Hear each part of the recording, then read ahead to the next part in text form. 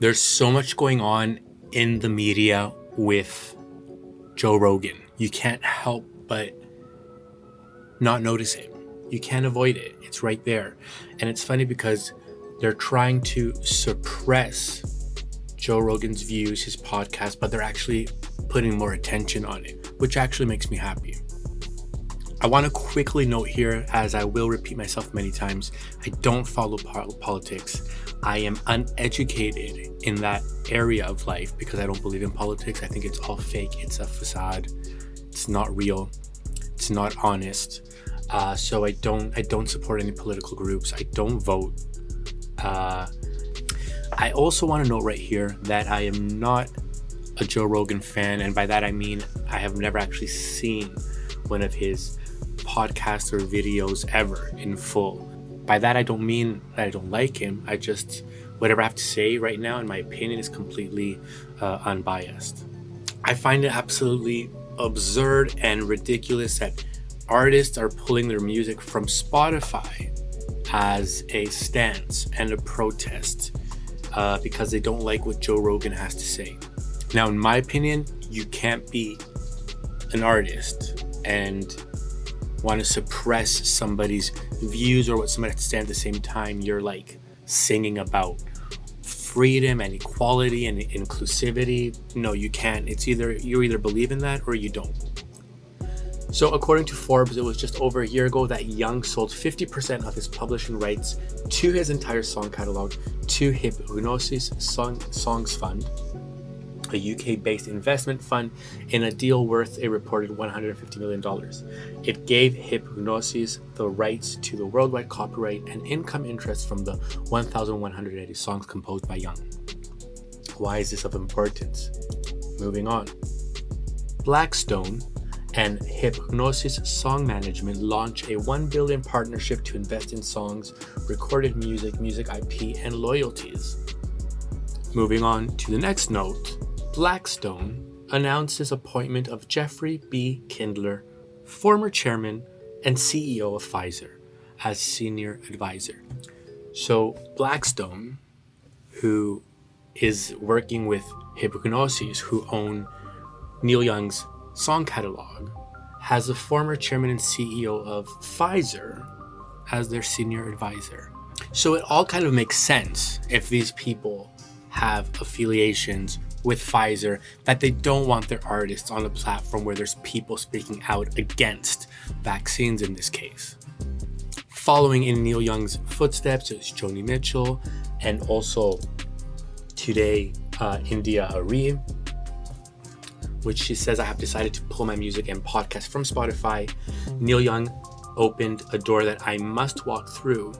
I believe in freedom of speech. However, I find Joe Rogan problematic for reasons other than his COVID interviews.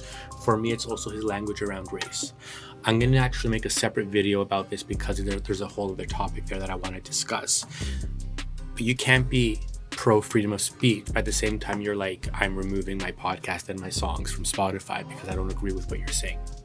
If anything, the past 2 years, most of the lies and the misinformation has come from mainstream media itself.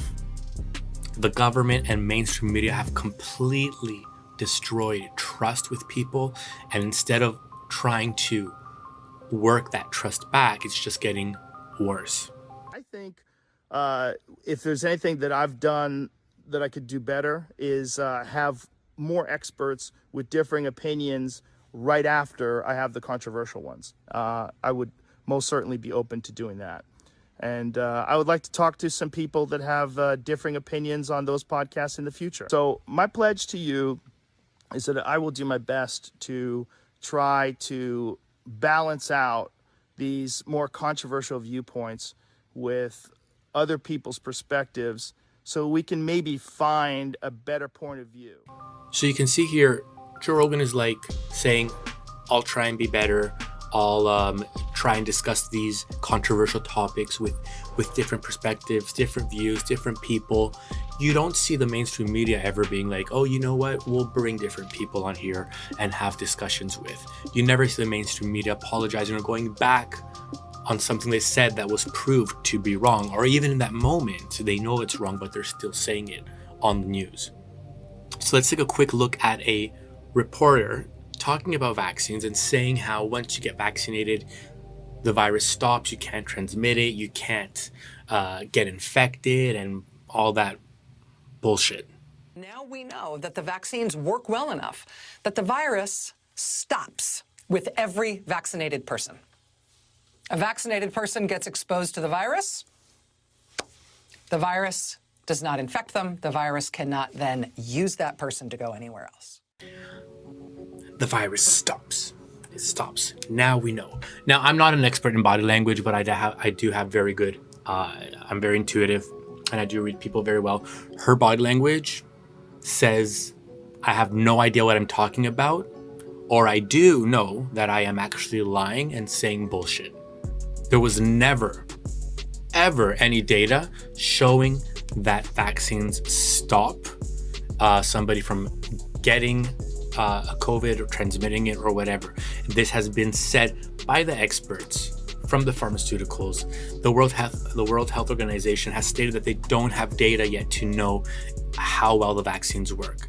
So the media saying this at any point during the pandemic was a lie. And I will quote the mainstream media now, because this is what everybody reads and trusts. And I will take their information since it's more well accepted by people. So on February 1st, the Global Mail reported that of the 2,622 new cases recorded, data showed that 408 were unvaccinated, 103 were partially vaccinated, and 1,807 were fully vaccinated people. Now we know that the vaccines work well enough that the virus stops with every vaccinated person. But bye, girl, bye. So the majority of the positive tests here, cases, were fully vaccinated. Let's go a little further back. This was about a month ago when Ontario supposedly had 10,000 cases. CP24 said on Wednesday, the ministry said 1,514 cases were unvaccinated people, 425 cases were partially vaccinated people, while 8,221 involved fully vaccinated people. Now we know that the vaccines work well enough that the virus stops with every vaccinated person. Girl, bye. Bye. Get out. Get out. Get out. Why isn't this being discussed in the news more prominently? Why aren't doctors, health officials, the official health table of Ontario being asked these questions? Because they make no sense. It makes no sense why we have a Vax Pass to enter specific areas.